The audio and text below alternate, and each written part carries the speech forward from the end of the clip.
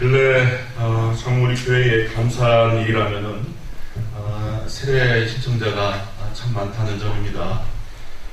팬데믹 시대에 너무나 감사한 일이죠.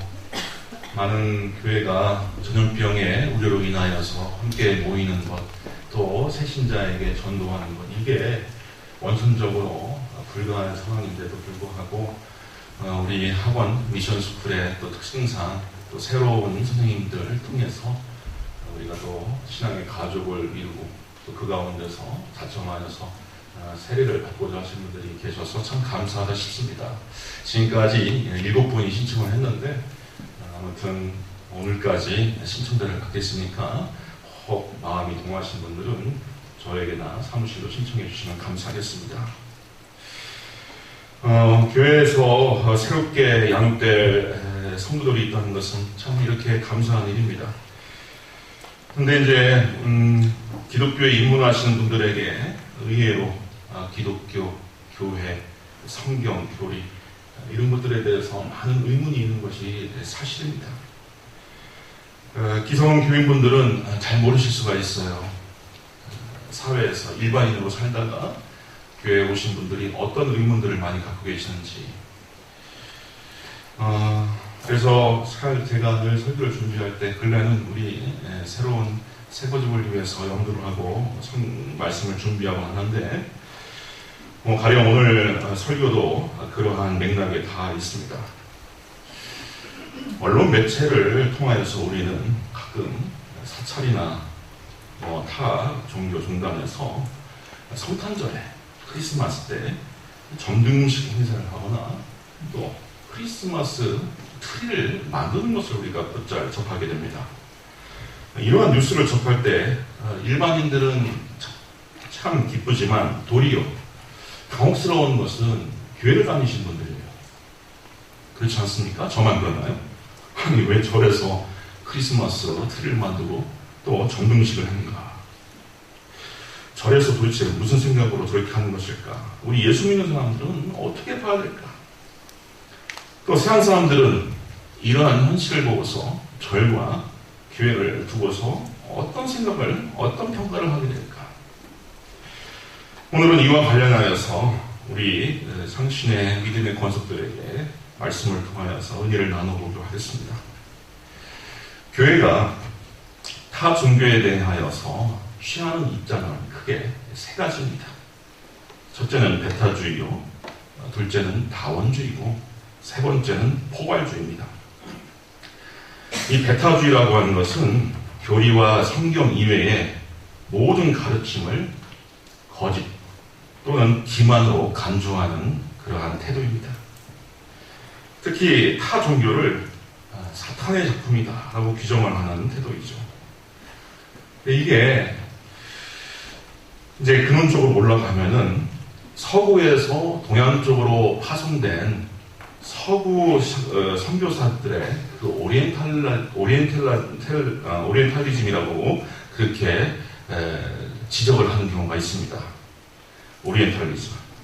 이것은 서구인들이 아프리카나 아시아로 침탄에 들어올 때 그들의 침략과 지배를 정당화하기 위해서 서양인들이 동양 사람들에게 갖는 왜곡된 인식과 태도가 이렇게 신학적으로 유착관계를 형성해서 동양을 미개하고 열등한 문명으로 간주하기 때문에 있게 된 일들입니다. 그래서 그들은 요즘은 좀 다르지만 동양 사상이나 동양의 전통들을 배워보려고 하지 않는 고집을 보였습니다. 그리고 이 배타주의가 심각한 경우에는 어떤 인문학이랄지 과학까지 싸잡아서 마귀의 괴계다 그렇게 가르치는 경우가 있어요. 영화나 사이언스 잡지 같은 것도 저 세계에서 가장 유력한 과학계의 잡지 아닙니까? 저널이죠. 전문 저널. 또 시, 소설, 드라마, 또 대중문화. 이게 모두 다 마귀의 작품이다. 그래서 어떤 사실적인 내용을 전달해도 이것을 우리가 경계해야 된다. 이렇게 가르치곤 했습니다. 그런데 이런 배타주의의 신앙의 특징이 뭐냐면은 인생이나 신앙생활 자체를, 우리의 삶 자체를 이 사탄의 세력과 하나님의 세력의 대립으로 보는 경우가 이 배타주의의 큰 문제점입니다. 우리 성도님들, 저 그림을 당연하다고 받아들이십니까? 어떻습니까? 한번 속으로 대답을 해보세요. 우리 신앙생활이라고 하는 것은 하나님과 사탄, 예수님과 마귀의 대결 가운데 우리가 끼어있는 것이다. 그렇게 생각하십니까? 이거 대단히 큰 문제입니다. 이거는 허용될 수 없는 이원론이에요. 이원론. 그러니까 선과 악의 투쟁이 곧 세계의 역사다. 이 우주는 하나님과 마귀의 싸움이 전개되는 장소다. 이렇게 생각하는 것은 기독교가 아닙니다. 기독교가 아니에요. 하나님의 주권을 인정한다고 하면서 동시에 사탄을 하나님의 피적한 그러한 그 능력 있는 원흉으로 바라보는 것은, 이건 과거에 중군동에 있었던 조로아스트교, 마니고 같은 이원론 사상이지 기독교 사상이 아닙니다. 그래서 이원론은 기독교가 아니에요. 기독교는 선악 이원론이 아닙니다.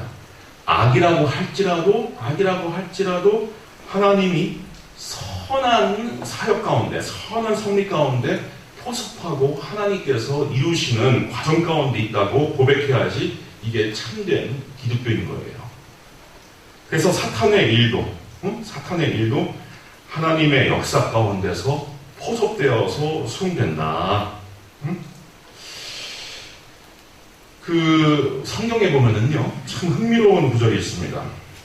욥기에 보면은 하루는 하나님의 아들들이 와서 여호와 앞에 섰고 사탄도 그들 앞에 그들 가운데 온지라 했습니다. 그러니까 하나님의 보좌 가운데서 하나님의 아들이나 천부 천사도 있지만 사탄도 와서 하나님의 제가와 허락을 받는 장면이 나옵니다. 그래서 욥을 칠까요? 욥에게 고난을 가할까요? 말까요? 이런 이야기를 하나님께 올려드리는 장면이 나옵니다. 또 누가복음 22장 31절에 보면은 예수님께서 시몬아, 베드로죠. 시몬아, 보라, 사탄이 너희를 밀가루로 하려고 요구하였다. 그러니까 제자들에게 사탄이 시험을 내리기 위해서, 혹독한 시련을 주기 위해서 그걸 할까요 말까요 예수님에게 구했다, 예수님에게 요구했다라고 하는 장면이, 예수님의 교훈이 나옵니다. 배타주의는요, 가장 큰 문제는 우리 예수 믿는 사람들이 누릴 자유와 관용을 훼손하는 데 큰 문제가 있습니다. 그리스도께서는 우리의 영적 자유, 생애를 억누르는 고난과 고통의 그 억압을 해소하고 해방을 가져다 주기 위해서 사역을 했는데, 예수님을 믿노라 하면서 자유를 누리지 못하는 것은 큰 모순이 됩니다. 제가 한 16년, 7년 전에 대전 서노회에 가입된 목사였습니다. 네, 대전 서노회에서 목사님들이 야유회를 갔어요. 경북 김천 직지사를 갔습니다. 직지사 뒤는 이제 화학산 아닙니까? 1100고지 화학산. 목사님들이 갔어요. 거기 뭐 대추차가 맛있다 하면서 가면서 즐겁게 갔습니다. 저기에서 이제 화학산을 오르려고 했더니, 요즘 다 마찬가지죠. 영산 대천 오르려면 다 절이 딱 가로막아 있습니다. 그래서 그 입장료를 지불을 해야지 들어갈 수가 있어요.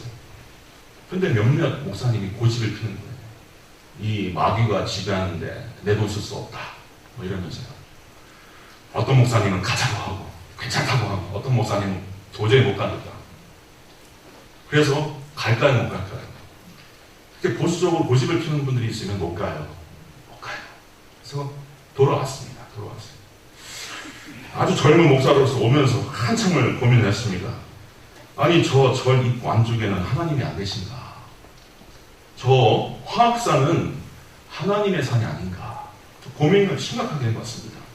자, 이렇게 교회가, 우리 성도가 이건 안 돼, 너는 안 돼 해서 이쪽으로 담장을 치고, 너는 안 돼, 이쪽으로 담장을 치고, 당신들은 안 돼, 담장을 치고, 담장을 치면 소위 세상으로부터 스스로 개토화가 되는 겁니다. 개토화. 개토가 뭡니까? 유럽 시대에, 유럽 중세 이후에 유대인들이 그렇게 자기들의 문화와 풍습을 고집하고 사니까 유럽인들이 아예 니들 따로 모여 살아라 해서 큰 벽을 치고서 니들 거기서만 살고 나오지 말라고 해서 가둬둔 그러한 주거 공간이 개토 아닙니까? 히틀러도 유대인들 핍박했던 그 첫 단계에서 저렇게 담장을 싸고 유대인들 따로 그냥 거주하게끔 했어요. 그 개토라고 합니다. 그러니까 예수 믿는 사람들이 깨딱하면은 자유와 기쁨을 우리가 누리지 못하고 스스로 벽을 쌓고 담장 쌓고 너는 한데 너는 한데 하면서 개토화가 되는 거예요. 또 신앙생활에 있어서 관용과 배려가 없어집니다. 너의 관용을 모든 사람에게 알게 하라. 사도가 우리에게 그렇게 가르쳤는데 이 관용이라고 하는 것이 없고 배려가 하는 것이 없어요. 그리고 세상 사람들이 볼 때도 그리스도인의 인격과 수준이 뭔가라고 심각하게 우려를 자아나게 만듭니다. 전도자분이, 전도하신 분이 저렇게 스님 머리에 비인격적으로 안수를 한다 해서 소기의 목적을 달성할 수 있겠습니까? 불특정 다수의 일반인들이 뭐라고 생각하겠습니까? 예수 믿는 사람들이. 그래서 요즘에 나온 책이 무례한 기독교라고 하는 책이 나와요. 반성해보자. 우리가 지금 어떻게 살고 있는가? 하나님의 우주적인 사랑이 째째한 사랑으로 돌변하거나 광대한 복음이 편협한 복음으로 주저앉게 되면 과연 교회가 어떻게 존속할 수 있게 될까? 우리가 선포하는 복음이 들어서 기쁜 복음이어야 되는데 그게 아니라면 어떻게 기쁜 소식이 될 수 있을까? 복음이라고 하는 말은 곧 기쁜 소식이라고 하는 말 아니겠습니까? 사실 배타주의가 성경적인 근거가 없는 것은 아닙니다. 구약 성경은 예수님이 오시기 전까지 잠정적으로 허락한 그 민족, 그 선민 이스라엘에게 잠정적으로 허락한 그러한 가치관과 교훈과 계율이 있는데 여기에 보면은 그 정복전쟁 당시에 대량 학살을 가능하다라고 이렇게 나와 있어요. 대량 학살. 그런데 우리 성도님들이 기독교에만 그렇게 야, 이 성경이 이럴 수가 있느냐라고 그렇게 오해를 하면 곤란합니다. 고대사를 조금만 들여다보면은 전쟁이라고 하는 것은 요즘처럼 뭐 제네바 협정에서 포로를 수용하고 그들의 인권을 존중하는 이런 시대가 아니에요. 그래서 두 손을 들고서 항복을 했는데도 다 페르시아 사람들이 언덕에 수만 명의 적군을 놓고서 다 참수했던 그런 사례가 무수히 많이 나옵니다. 그런데 예수님 시대 이후에는 달라졌어요. 상당히 그 질적인 수준이 달라집니다. 우리 예수님 같은 경우는 사마리아 수가성을 방문해서 5명의 남편이 있던 아주 음탕한 여자에게 복음을 전합니다.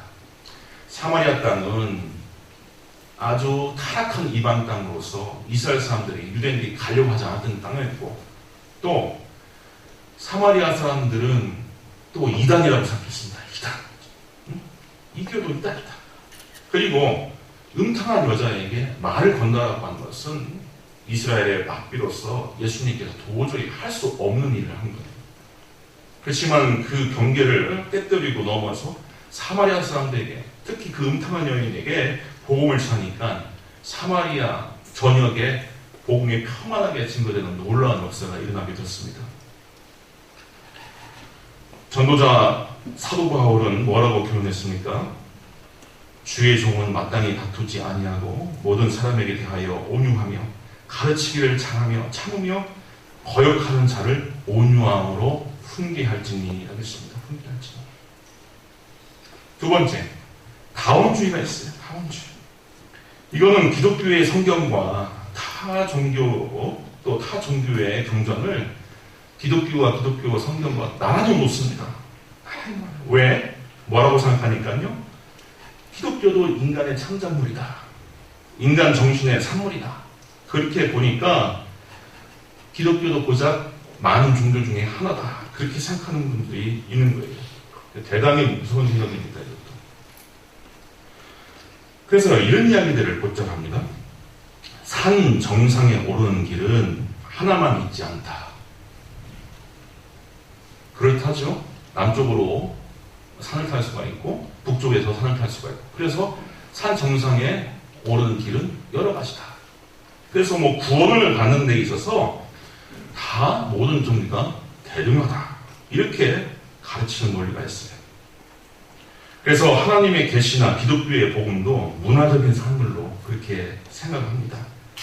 성경도 문학이다, 그렇게 생각하는 분들이 있어요. 이거는 기독교의 정체성과 복음의 유일성을 훼손하는 가장 큰 문제가 있습니다. 기독교를 인간의 문화적인 산물로 보고 성경을 문학적 작품으로 보면은 이거 우리에게 오는 하나님의 놀라운 영생과 죄사함의 복이 우리에게 올 수가 없습니다. 죄악과 사망 권세 아래에 있는 우리 인간의 현실, 죄악과 사망 권세 아래에 있는 인간의 현실을 우리가 똑바로 볼 수 있어야 됩니다. 예수님이 오실 때 천사가 계시해줬어요. 아들을 낳으니 이름을 예수로 하라. 이는 그가 자기 백성을 그들의 죄에서 구원할 자이다. 예수님께서 이 땅에 오신 목적이 뭐라고요? 잘 먹고 잘 살게 하기 위해서? 뭐 영생 주려고? 물론 그건 이제 따라오는 복이지만 근본적으로 죄 문제를 해결하기 위해서 오신 겁니다. 죄 문제를 해결하기 위해서 온 거예요. 인간의 능력을 과신하면 곤란합니다. 하나님 없이 사는 삶을 긍정하면 곤란해요.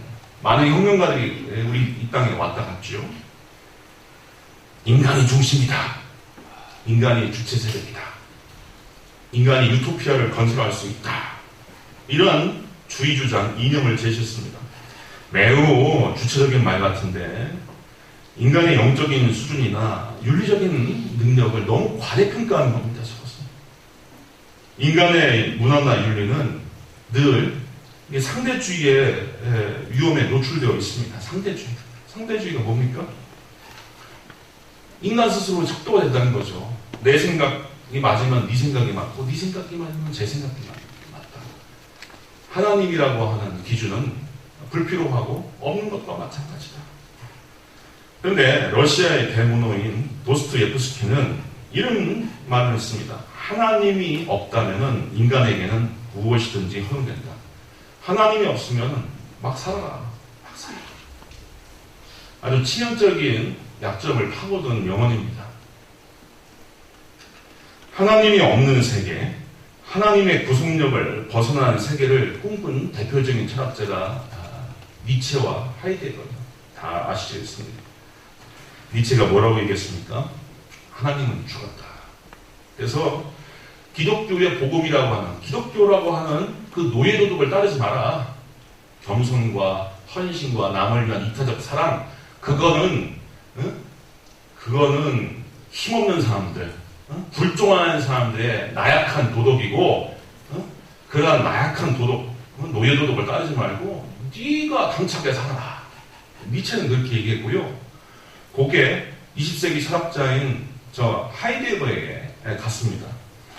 우리 성도님들이 잘 모르시겠지만 니체와 하이데거라고 하는 사람의 그 철학계, 인문학계의 그 어떠한 그 무게감은 지금 전자산업업계의 소니나 삼성과 같아요. 그렇게 이해하시면 가장 읽어야 알아들 수 있겠습니다.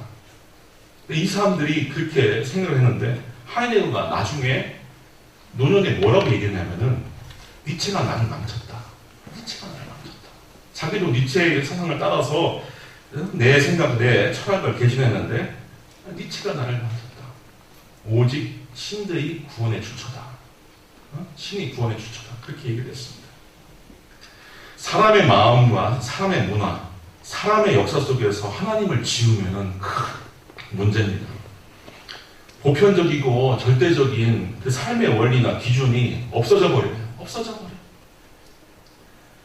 구약성경 사사기 21장에 보면은 그 사사의 시대, 인간이 자기 스스로 척도를 삼아서 마음대로 살았던 그 시대에 시대적인 환경을 뭐라고 평가를 했냐면은 그때 이스라엘에 왕이 없었으므로 사람들이 자기의 소견에 옳은 대로 살았더라 했어요. 자기의 옳은 대로, 자기의 소견에 옳은 대로 살았다 했습니다. 그게 가장 이스라엘의 역사적 시기 가운데서 가장 암흑기고 가장 죄가 많았던 시기고 가장 외적의 침탈이 많았던 시기가 바로 그 시대입니다. 그러면 우리는 지금 어떤 시대를 살고 있는가? 우리는 인간의 구원의 원천이 하나님, 특히 구세주 예수님으로부터 온다는 사실을 알아야 됩니다. 인간이 스스로 구원과 대자유를 이룰 수 있다라고 결론을 내리는 경우에는 살다 보면은 심각한 허무와 비감에 빠질 수밖에 없습니다. 그래서 다원주의 같은 경우도 기독교를 하나의 종교, 계시와 성경을 하나의 문학으로 읽게 되면은 기독교가 교양과 윤리로 전락합니다. 교양과 윤리로 전락해요. 그냥 좋은 선생님이, 훌륭한 교수가 교양 강좌 하듯이 그렇게 설교가 진행되거나 그렇게 교회의 활동이 있게 되면은 나란히 놀 수 있게 되는 것이죠. 문화와 문학과 인문학과 나란히 놀 수 있게 됩니다. 그러나 교양이나 윤리로는 사람 권세를 이길 수가 없습니다. 응? 삶의 허무와 죄악의 파괴력을 우리 인간들은 얕잡아 보면 안 돼요. 신앙이 아닌 교양과 윤리로 기독교가 주저앉게 되면은 기독교는 심각해집니다. 그래서 우리는 예수님을 믿을 때 겸손과 전적인 의지가 필요합니다.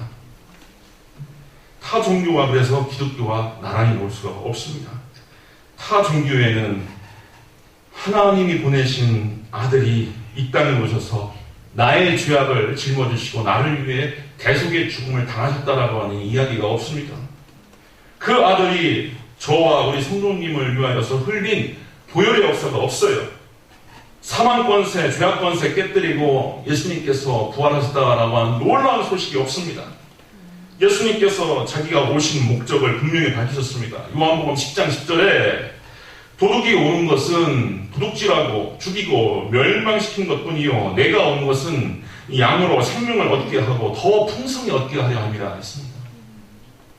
생명을 얻게 하되 풍성히 얻게 하기 위해 오셨다. 지난 세기에 독립운동가 백범 김구 선생님 이야기를 좀 해드리겠습니다. 소년 시절 황해도 출신이죠.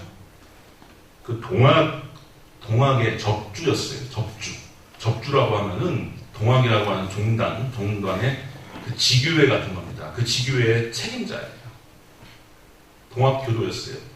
요즘으로 말하는 천도교 교인이었단 말이에요. 그래서 나중에 공주 마곡사에 들어갑니다. 거기에서 머리를 깎고서 스님이 돼요. 원종이라고 하는 법명을 갖고 있습니다. 뒤져보면은 그렇게 마법사 같은 데서나 천도교회에서 자기들 출신의 위이다 보니까 저렇게 제사를 올리는 경우, 저런 기념일을 제정하여서 추모하는 경우를 언론에서 찾아볼 수가 있습니다. 그러나 1903년 가을에 기독교를 개정하였어요. 돌아가실 때까지 감리교인으로 살아가셨습니다. 그리고 결혼도 쿤스 선교사, 저 광화문에 그 샘란교회 이대래 목사님이십니다. 제가 속한 대한민국 장로교 샘란교회의 이대 목사님이 쿤스 선교사인데 쿤스 선교사님에 의해서 기독교식으로 결혼 예식을 하신 분이에요. 백범 어록을 보면은요, 뭐라고 기록되어 있냐면은 우리 민족을 위해서 경찰서 10곳을 세우는 것보다 교회 한 곳을 세우는 것이 낫다. 분명히 기록되어 있습니다. 머리도 깎아보셨고 동학의 접수노릇도 해봤고, 그런데 결론이 그거예요. 결론. 기독교에는 뭔가 독특한 것이 있다. 다른 곳에 없는, 불교나 천도교나 다른 종교에 없는 무언가가 있다. 무언가 있다. 경찰서 10곳을 세워놓으니 교회 한 곳을 세워라. 제가 참 좋아하는 칼바르트라고 하는 신학자는 예수님은 세상의 부정이기 때문에 세상의 소망이다 이렇게 얘기합니다. 세상에서 찾아질 수 없는 것. 세상은 다 예스라고 하지만 우리는 노. 또 세상은 노라고 하지만 우리는 예스라고 할 수 있는 것. 그것 때문에 세상의 소망이다 이거예요. 무슨 말씀인지 알겠습니까? 세상에서 찾아질 수 없는 것. 세상에 흉내낼 수 없는 것이 바로 기독교의 복음이 있기 때문에 그렇게 얘기할 수 있는 거예요. 세상에서 찾을 수 없는 구원, 세상에서 찾을 수 없는 생명, 세상에서 찾을 수 없는 소망이 바로 예수님이신 거예요. 세 번째, 포괄주의 또는 포용주의에 대해서 좀 말씀드려보겠습니다. 이 포괄주의는요, 타 종교의 가치와 기능을 부분적으로 인정을 합니다. 부분적으로. 그것에도 하나님의 허락이 있다. 오늘 앞서 읽은 본문에서 사도 바울, 전도자 바울 선생이 그러한 이야기를 엿보입니다. 이 포괄주의는 타 종교에 부분적으로 진정성이 있다고 봅니다. 왜 그럴까요?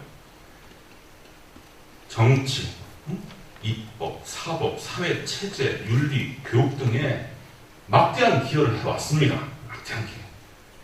고등종교 같은 경우 사회통합이나 질서유지, 그리고 아동들 교육부터 시작해서 인성교육, 예절교육 이런 것을 담당해왔어요. 만약에 이러한 고등종교가 없더라면 어떤 사회가 되었을까? 저거는 중남미에서 찾아지는 그 유적의 일부인데 마야 문명 가운데 있었던 식인 풍습입니다.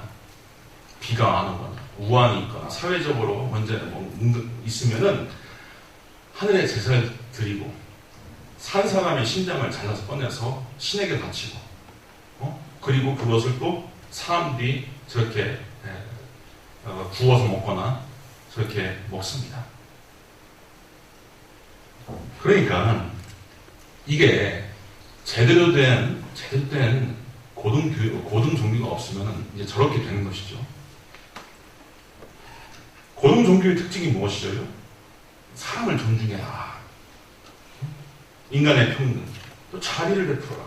어질게 살아라. 겸손해라. 양보하고 절제하라. 또 예수님이 가르친 바, 네가 대접받고자 하는 대로 남을 대접하라. 황금이다. 이게 공통적으로 나옵니다. 공자도 티소프류이면 물시원이다. 네가 원하지 않는 것을 남에게 베풀지 마라. 석가모니도 내게 해로운 것으로 남에게 상처를 주지 말라. 그렇게 이해를 합니다. 그러니까 이런 부분적으로 하나님의 말씀과 합치되는 부분이 있어요. 오늘 본문에도 사도 바울의 태도에서 그러한 사도 바울의 관점을 엿볼 수가 있습니다. 22절에 보면은 사도 바울이 아테네 사람들의 종교적인 성향을 존중합니다. 아테네로 전도하러 간 바울이 아테네 사람들아, 너희를 보니 범사에 종교심이 많다. 또 타종교를 면밀히 관찰해요. 내가 두루다니며 너희가 위하는 것을 보다가 알지 못하는 신이라고 새긴 단도 봤다. 그러니까 그리스 로마 신들이 얼마나 많습니까? 그 신들을 위해서 막 그렇게 단을 쌓고 동상을 또 석상을 이렇게 지어놨는데 혹시 어떤 신을 놓쳤을까봐 아테네 사람들이 신상이 없이 단만 있는 것만 그냥 딸랑 세워놓은 거예요. 근데 사도 바울이 그걸 보고서 아이디어를 얻어서 야 너희들 알지 못하는 신을 위해서 단을 세웠는데 내가 이 신에 대하여 너에게 가르쳐 줄까 하면서 입을 여는 겁니다. 그러면서 너희가 알지 못하고 위하는 그것을 내가 너희에게 알게 하리라 하면서 보완적으로 제안을 합니다. 그리고 27절에 보면은 이러한 종교들은 사람으로 혹 하나님을 더듬어 찾아 발견하게 하시리로다. 혹시 더듬어서 하나님을 찾아 발견하기 위해서 하나님께서 허락하신 것이다. 그 아래쪽 내려가면 또 나옵니다. 이게 이제 훗날 동아시아 선교사 가운데서 행했던 이른바 보유론 혹은 보불론이라고 하기도 합니다. 이 보유론이라고 하는 것, 유교를 보완하고 완성시켜서 예수님을 전한다. 또 보불론이라고 하는 것은 불교가 부족한 것을 보충하고 채워서 완성한다. 이 보자를 보면은 저게 도울 보자죠. 보충한다. 오늘 본문에도 사도 바울의 방법론이 이 보희람론이에요. 보희람론. 우리나라 초기 감리교 목사님 가운데서 최병헌 목사님이 계십니다. 충북 제천 박달제 근처에서 나신 분이신데 이제 아주 영민한 분이시고 유학자셨어요. 근데 나라가 기우는 그 사이에 과거 시험도 돌아가셨는데 나라가 기운 마당에서 그게 뭔 소용했습니까? 기독교에서 희망을 발견해서 입교하시고 정동 감리교회의 2대 목사님 계십니다. 정동 감리교회 광화문에 가보면 정동 감리교회 있죠. 저기 우리 선생님들이 혹시 이문세의 광화문연가 노래 아실 겁니다. 그 마지막 소절이 눈 덮인 조그만 교회당 그런데 바로 저기입니다. 근데 사실 대형교회입니다. 대형교회. 근데 저 2대 담임 목사님이 성산 명경이나 만종 1년이라고 하는 그 유명한 저서를 지셨는데 이분은 서구 선교사님들과 좀 다른 생각이었어요. 모든 종교의 성취자가 예수님이다. 그래서 유불선 기독교를 상징하는 이 4명의 구도자를 등장시켜서 3대 종교를 모두 완성시키신 분이 예수다 하면서 그런 방식으로 목양을 하시고 설교를 하신 분이십니다. 그렇다면은 이렇게 한국 교회의 초기 전통을 고려할 때 우리는 21세기를 사는 우리들은 어떻게 살아야 되는가? 우선 지금 당면한 우리 개신교회의 문제점 하나를 좀 고민하게 됩니다. 앞서 우리가 우리가 최갑도 목사님을 모셔서 한번 말씀드렸지만 말씀 가운데서 기독교인의 역사의식 참 강조를 많이 하셨죠. 저도 참 동감하는 부분입니다. 우리는 왜 21세기에 왜 여기서 살고 우리는 무엇을 해야 되는가? 무엇을 해야 되는가? 많은 교회, 저도 마찬가지지만 많은 목사님들이 교회 앞마당 안쪽만 생각을 해요. 그냥 부흥만 하면 된다. 이게 큰 문제입니다. 근데 연합 집회 같은 데 가보면은 참 가슴 아플 때가 많아요. 연합 집회, 하나의 행사로 끝나고. 가령 10월 첫 주에 경남 선교 120전 기념관에 모여서 이렇게 경남 선교를 기념하는 그런 행사를 가는데 이 목사님들 말씀하신 거 보면은 그냥 전혀 맥락이 없고 왜 우리가 여기 와서 예배를 드리게 되는 것인가? 또 이 묘원이 어떻게 조성됐는가? 호주 선교사님들의 이 기념 묘원이 이 묘소가 어떻게 조성됐는가? 이렇게 의식들이 없으시고 상식들이 없으십니다. 말씀이 나와서 드리는 얘기지만 그 경남 선교 120전 기념관과 그 묘원은요 우리 원로 장로님이신 강문 장로님께서 만드신 작품이에요.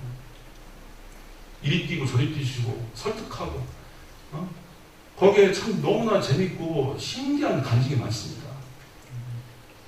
자기 그 넓은 땅을요 넓은 땅 감동받아갖고 무료로 쾌척한 겁니다. 몰라. 우리 성신중학교는요 교문 왼편으로 호주 선교 기념관에 이제 들어올 예정입니다.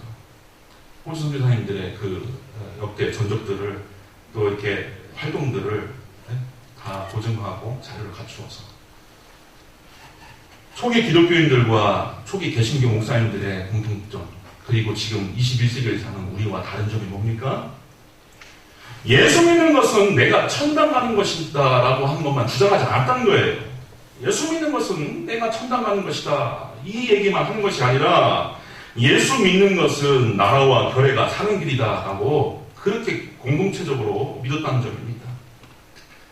앞서 얘기했던 김구 선생님 같은 경우에 평양 장대원교회나 해주 장현읍교회 등지에서 그 마을 전도를 참 많이 하신 분입니다. 또 평양 교사 사경회 또 영수 사경회를 참석하고 해주 공양학교 교사 생활하면서 학생들에게 아동들에게 가르치고 전도하고 젊은 시절 그렇게 살았어요.